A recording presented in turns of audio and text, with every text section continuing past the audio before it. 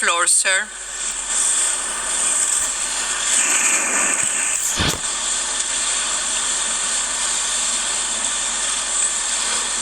Madam President, Mr. Secretary General, world leaders, ambassadors, and distinguished delegates. 1 year ago, I stood before you for the first time in this grand hall. I addressed the threats facing our world, and I presented a vision to achieve a brighter future for all of humanity. Today, I stand before the United Nations General Assembly to share the extraordinary progress we've made. In less than 2 years, my administration has accomplished more than almost any administration in the history of our country. America's so true.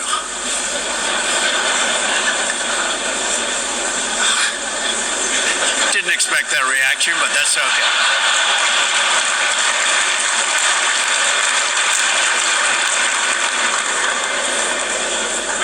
America's economy is booming like never before.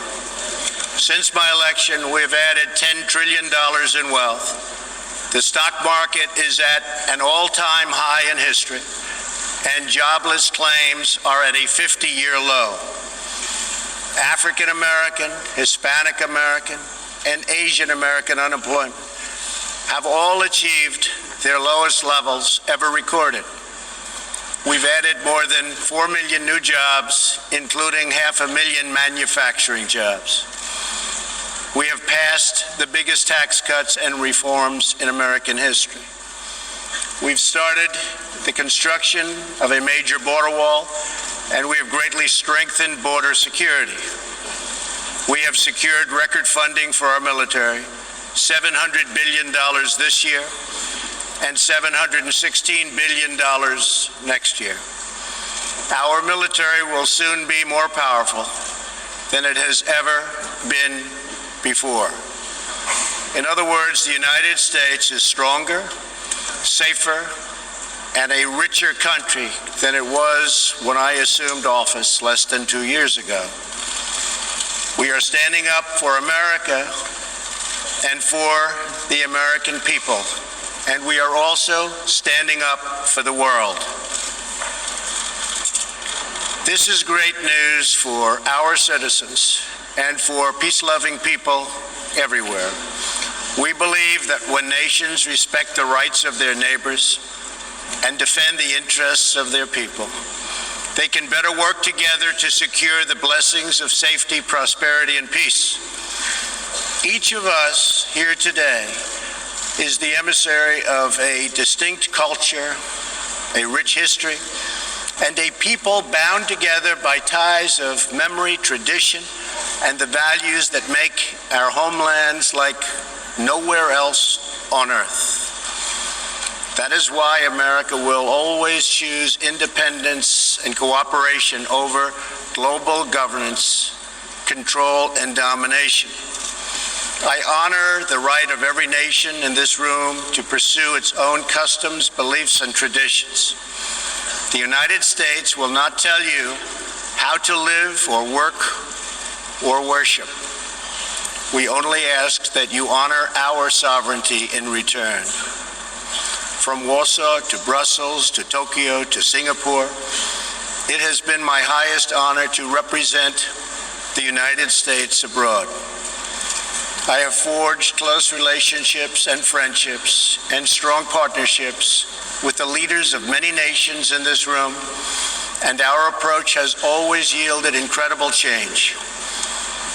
With support from many countries here today, we have engaged with North Korea to replace the specter of conflict with a bold and new push for peace. In June, I traveled to Singapore to meet face-to-face with North Korea's leader, Chairman Kim Jong-un. We had highly productive conversations and meetings, and we agreed that it was in both countries' interest to pursue the denuclearization of the Korean Peninsula. Since that meeting, we have already seen a number of encouraging measures that few could have imagined only a short time ago. The missiles and rockets are no longer flying in every direction. Nuclear testing has stopped.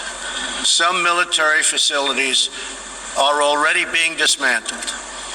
Our hostages have been released, and as promised, the remains of our fallen heroes are being returned home to lay at rest in American soil.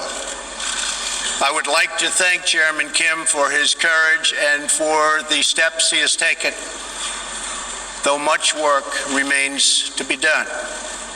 The sanctions will stay in place until denuclearization occurs.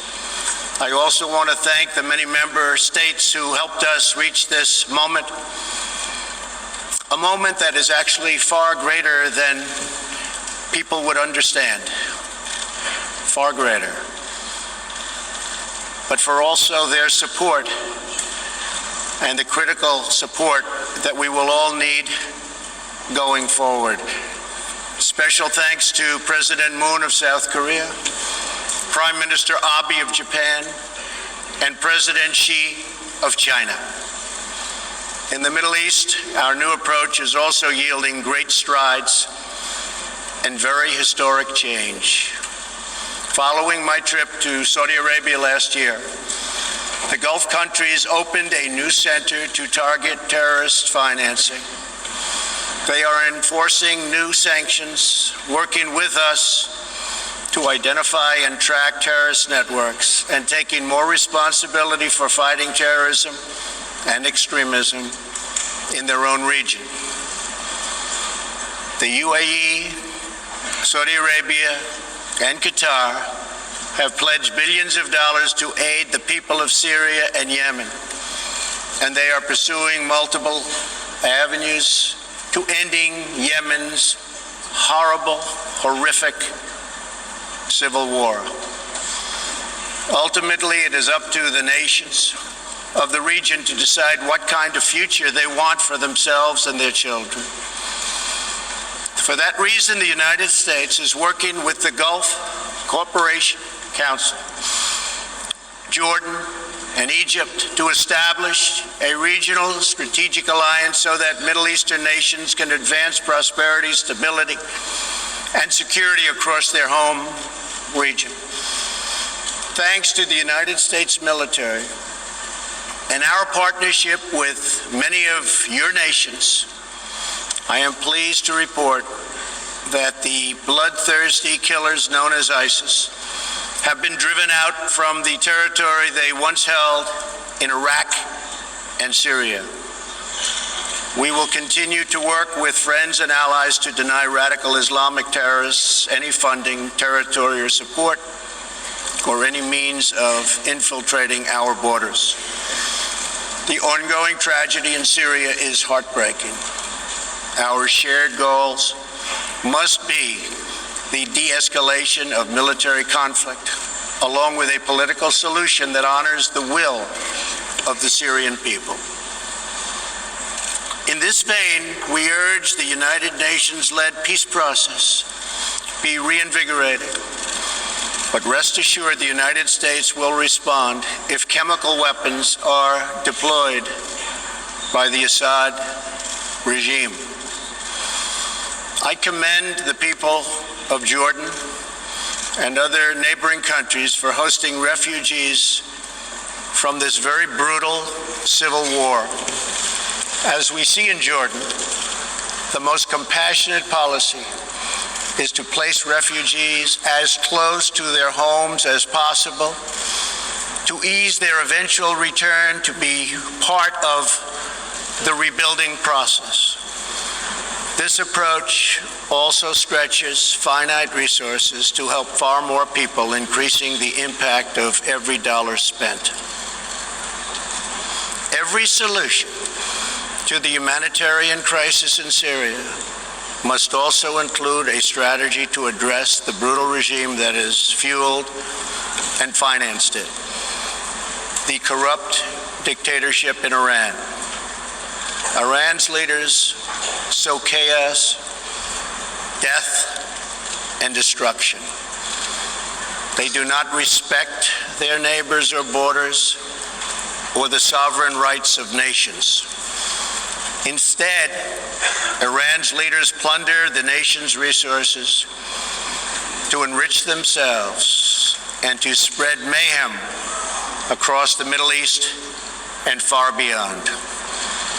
The Iranian people are rightly outraged that their leaders have embezzled billions of dollars from Iran's treasury, seized valuable portions of the economy, and looted the people's religious endowments, all to line their own pockets and send their proxies to wage war. Not good. Iran's neighbors have paid a heavy toll for the region's agenda of aggression and expansion. That is why so many countries in the Middle East strongly supported my decision to withdraw the United States from the horrible 2015 Iran nuclear deal and reimpose nuclear sanctions. The Iran deal was a windfall for Iran's leaders. In the years since the deal was reached, Iran's military budget grew nearly 40%. The dictatorship used the funds to build nuclear-capable missiles, increase internal repression, finance terrorism, and fund havoc and slaughter in Syria and Yemen. The United States has launched a campaign of economic pressure to deny the regime the funds it needs to advance its bloody agenda. Last month, we began reimposing hard-hitting nuclear sanctions that have been lifted under the Iran deal. Additional sanctions will resume November 5th, and more will follow. And we are working with countries that import Iranian crude oil to cut their purchases substantially. We cannot allow the world's leading sponsor of terrorism to possess the planet's most dangerous weapons. We cannot allow a regime that chants death to America and that threatens Israel with annihilation to possess the means to deliver a nuclear warhead to any city on earth. Just can't do it. We ask all nations to isolate Iran's regime as long as its aggression continues. And we ask all nations to support Iran's people as they struggle to reclaim their religious and righteous destiny. This year, we also took another significant step forward in the Middle East in recognition of every sovereign state to determine its own capital. I moved the U.S. Embassy in Israel to Jerusalem. The United States is committed to a future of peace and stability in the region, including peace between the Israelis and the Palestinians. That aim is advanced, not harmed, by acknowledging the obvious facts. America's policy of principled realism means we will not be held hostage to old dogmas, discredited ideologies, and so-called experts who have been proven wrong over the years, time and time again. This is true not only in matters of peace, but in matters of prosperity. We believe that trade must be fair and reciprocal.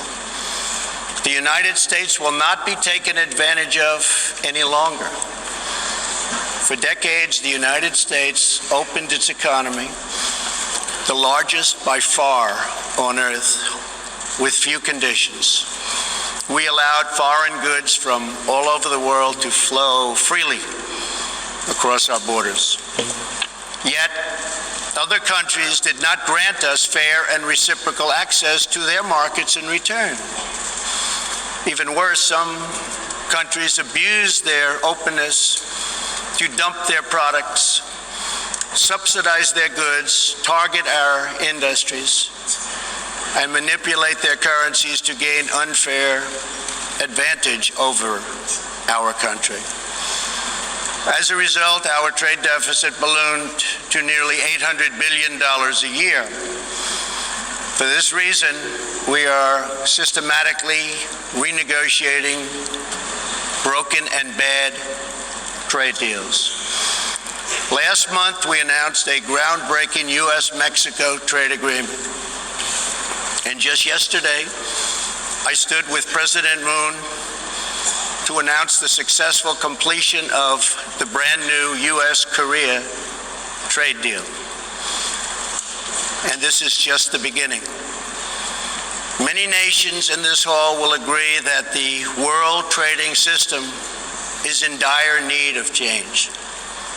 For example, countries were admitted to the World Trade Organization that violate every single principle on which the organization is based. While the United States and many other nations play by the rules, these countries use government-run industrial planning and state-owned enterprises to rig the system in their favor. They engage in relentless product dumping, forced technology transfer, and the theft of intellectual property. The United States lost over 3 million manufacturing jobs, nearly a quarter of all steel jobs, and 60,000